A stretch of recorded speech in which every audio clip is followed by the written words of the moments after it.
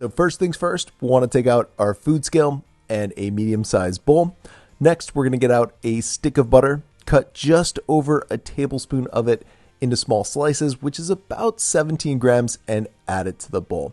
At this point, we'll also want to get out some no sugar added chocolate chips to add a ton of rich chocolatey flavor to our keto brownie batter without adding a ton of carbs. And a lot of you guys know my go-to for these have always been the Lily's chocolate chips. By the way, they just came out with a zero net carb semi-sweetened kind.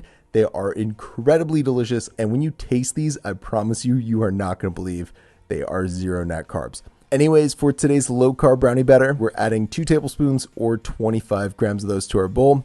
And now we're going to microwave that bowl for around 30 seconds to melt the butter and soften the chocolate chips. Once we've taken care of that, I want to give those a quick mix with our spatula just until they're combined, and then we can start adding the rest of our keto brownie batter ingredients. So we're going to add just about 1/3 of a cup or 40 grams of blanched almond flour to our bowl. And then of course we want to sweeten things up in a totally keto friendly way. So I want to add some confectioner swerve to do it. It has 0 net carbs and 0 calories, so it's perfect for keto.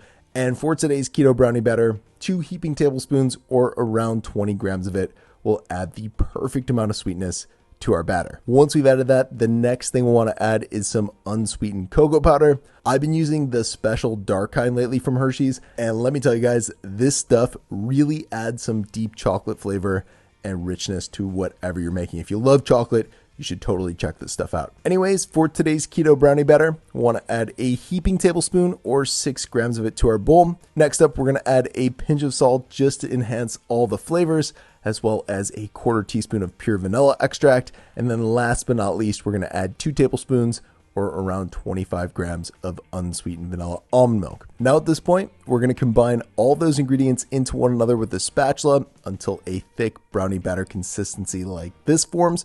Once it does, I like to transfer the batter to a little dish, and I like nuts on my brownies. So what I like to do is top my keto brownie batter with some crushed walnuts, but that's totally your call. Regardless, check this out. This is what you end up with: some incredibly delicious, rich and chocolatey, edible keto brownie batter. And as always, for more information about today's recipe, check out the video description below, and I hope you enjoy it.